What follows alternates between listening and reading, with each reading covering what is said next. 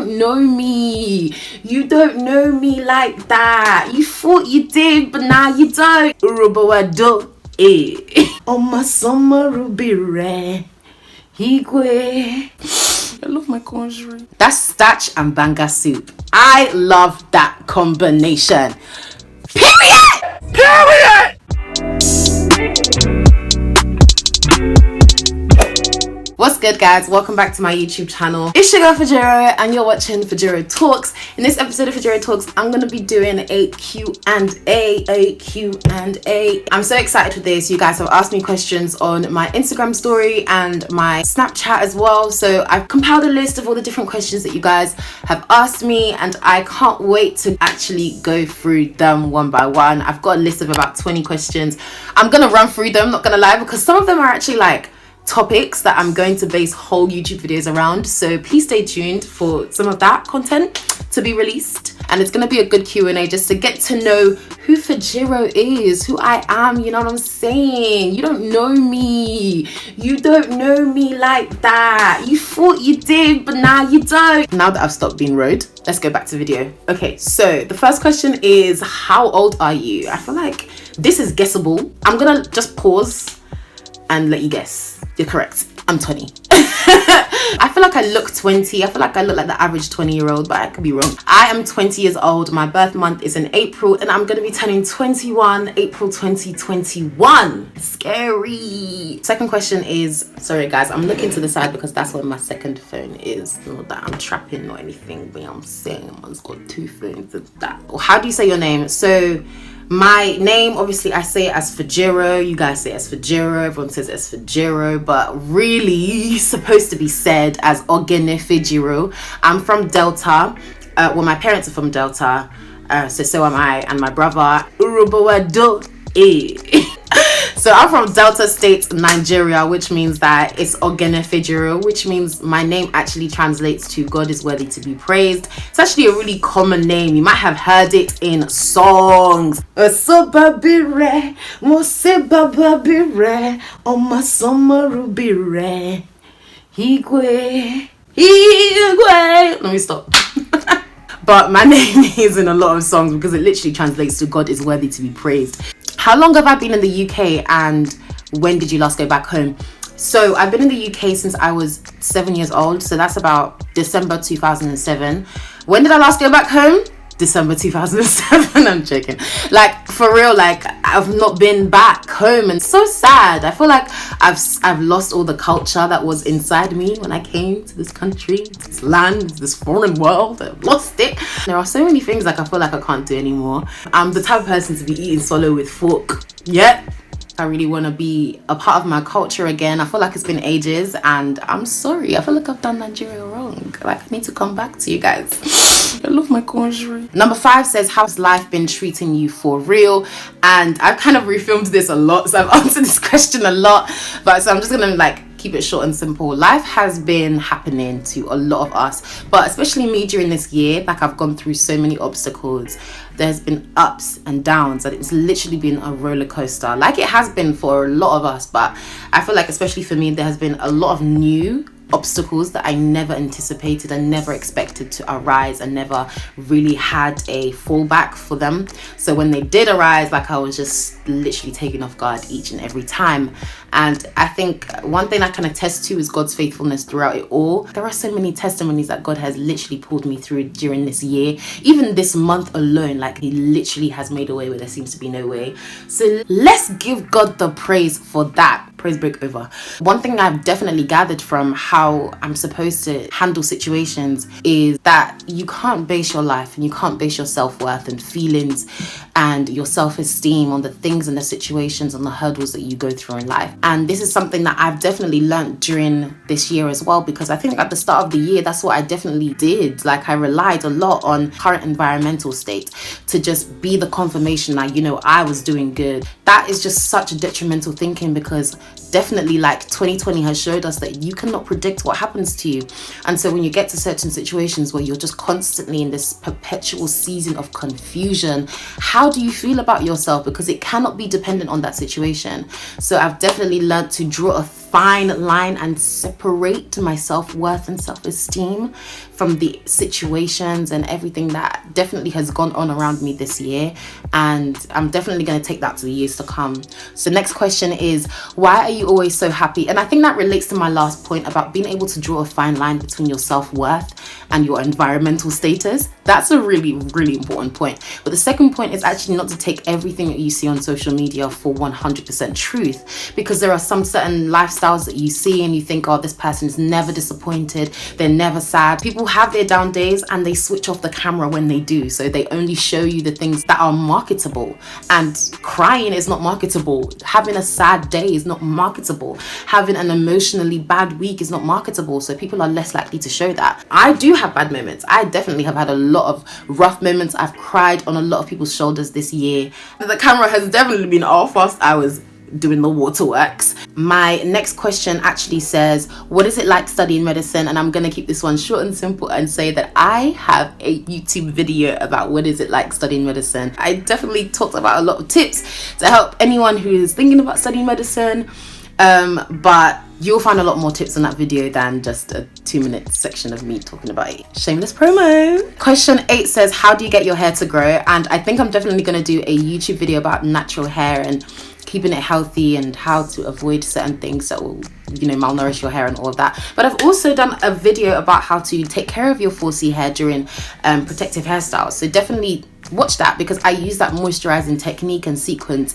when my hair is just naturally out, when it's not even in braids as well. So I get my hair to grow by understanding what works in my hair. But yeah, I listened to my hair follicles. I stopped relaxing my hair and I just left my hair alone this year. Question number 9 says, what made you get into trading? And I'm actually going to do a YouTube video about this, talking about multiple streams of income in 2021, how you can get into trading, how you can get into networking, building a residual income from that, crypto, how you can get into stocks and shares, e-commerce. There are so many different spaces that I've actually had the privilege to step into this year from a really good community, and I'm benefiting a lot from it. So I'd love to do a video to share that with you guys. Keep an eye out for that coming soon. Question 10 says, favorite food, and do you prefer baking or cooking? I would say 2 sets. I have 2 sets of favorite foods. First is like my Nigerian favorite food. That's starch and banga soup. I love that combination. Period! If you don't know what starch and banga soup is, like, that's a Delta specialty and it's so nice. Obviously, I'm British as well, so I would say my British favorite foods is I'll keep it simple and say spaghetti bolognese. I do like a bit of spaghetti bowl. Next question, do you prefer baking or cooking? I prefer cooking because I do it more. With baking, like, it's like one mess up and the whole thing is over, like burn the whole cupcake. Like, you miss one thing out, it's over. Like, it's not gonna be the same result. But with cooking, you can improvise, and I do that so much. Question 11 says, how many times have you cut your hair? I've done 3 big chops. Tried to be natural twice and flopped twice. Final time was this year, so 2020 was my last big chop, and I made that decision to just stay true to being natural and just growing my hair and seeing where that length takes me, and that's where I am now. I am in this healthy hair journey. Question 12 is favorite book and why. I have so many books to go till I can actually say, oh, you know, that was my favorite. So yeah, I don't have one at the moment. Question 13 says, how do you stay motivated? Do you know what? I really like how this person worded this question, because I don't feel like our generation has a problem with getting motivated. We do that effortlessly. We always get motivated. We always have like spurts of motivation to do certain things, but it's really the staying motivated that we all seem to fall short of. Like, we will have that massive momentum and then it just drops off and drops off and drops off till we're at level 0, and then we have to get motivated again. But instead of actually getting motivated, dropping off, getting motivated, dropping off. Like, we should maintain a level and stay motivated throughout. And I think staying motivated is just reminding yourself of why you're motivated in the first place. There is that desire that pushed you in the first place to have that massive urge to do what you did, to create what you created, to start that page and start that business. What was that urge? What did you need to do? Why did you need to do it? What were the goals? What were the aims that you were trying to achieve? Remind yourself of that consistently. It might seem very disappointing to look at goals that you made, you know, at the start of your journey and see how like you haven't quite achieved that. It can be quite disappointing, but you're not a failure just because you haven't achieved certain goals in a certain timeline. It doesn't make you less of an achiever. So stay motivated. I think it relies on you reminding yourself why you're doing this in the first place. Question 14 says, what's your favorite verse? I think something that has really gotten me through this time and this period and this year, in fact, is Psalms 46 verse 5 that says, God is within her, she will not fall. I love that verse and I used it so much this year. Question 15, where do you see yourself in 10 years time? In 10 years time, I want to be in a whole new spiritual level with God. In 10 years time, I want to be mentally and physically healthy. For financial goals, I literally have them written out and I think it'll be so long for you guys and boring for you guys to hear it. But my 10-year goal is to be a multi-million-dollar investor and I want to achieve that, and I know I am going to achieve that. Invest stress. That's not really what you say, is it? No, it's not. Investor. Cool. But that's my financial goal. And I've got so many different income streams that I'm building and I have been building this year so I can get to that outcome. Watch out for that video that I'm going to do about trading and network marketing and business building and e-commerce and all of those, because that is a very, very important video to diversify your income streams this coming year. Question 16 says, what gives you the ick? You know what? This question, there are two ways to look at it. Like general icks, yeah, I have a lot of those. But specifically like attitudes of people, what gives me the ick? I'm going to do a video called Attitudes to Leave in 2020, because there are a lot of videos around like things to leave, like, I don't know, like fashion statements to leave and stuff like that in 2020. But we need to focus on attitudes to leave in each year, because some of those attitudes are icky and they should not be meeting us in 2021. Question 17 says, what made you want to start a YouTube channel? And I think I wanted to start a YouTube channel first of all because I like talking, hence the name of this channel. But I really like talking to not just my friends, but really a diverse group of people, because it means more conversation can come out of just one topic. So I just really wanted to get to a platform and get confident in my ability to speak to a multitude of different people. And I think it's definitely grown my confidence in speaking, especially just speaking on camera. And I love interviewing, I love hosting, I love doing those types of things. I love debating as well. So I wanted to literally just put it out on a platform that a lot of people could join in. Question 18, what should someone start doing to build a social media presence? Ooh, that's a good question. When you find out, let me know, because I need that too. I would say just be consistent, which if that's something that you really want to do, then yeah, develop a consistent routine and make sure that you're posting at certain times. Make sure that you find out what times your followers are active so that you can develop a presence with them as well. And always listen. Keep your ear on the ground, like keep your ear in the news, keep your ear in the topics that people are always talking about, and make sure that you're listening and responding, because that's going to make a lot more people feel like, oh my God, wow, yeah, she really knows what I needed to hear, so I'm going to listen to her. It makes your post more valid as well, because it's relatable to the things that people need to hear when they need to hear it. Question 19 is there a special someone or potential someone in your life right now? Heck no. For me, I don't want to be in a relationship because right now I'm not financially ready for that. I need to stand up on my own 2 feet financially before I feel like, yeah, okay, I can, be with someone. Second of all, I just don't feel ready emotionally to, handle someone else's emotions and feelings and desire. Let me first of all deal with my own emotional baggage, then I can, feel confident to deal with someone else's. I'm gonna stop there. There is nobody. I'm good. I'm content. Question 20. What would be a dream goal for your life and how would you get there? A dream goal for my life would be to get all of my cousins and family friends and people that I have not seen in a very long time, like family circle bubble wise, and sponsor a holiday for all of us to go somewhere so we can really be with each other.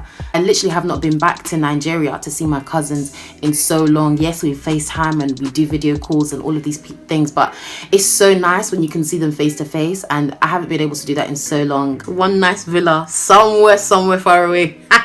and just sponsor that whole trip. That would be so sick. I think that's my one short-term but also long-term goal. And I think those are all the questions. I've gone through 20 questions, and I hope you guys have found this video really useful just to get to know me. Leave a like, leave a comment down below, and obviously share this on your stories, on your socials, and get social with me on my Instagram page. I'm on Snapchat, I'm on Twitter. But yes, get social with me. Let me know what other videos you want me to do. As always, stay tuned for more content that's coming on this channel, and I will catch you on the next video. Bye.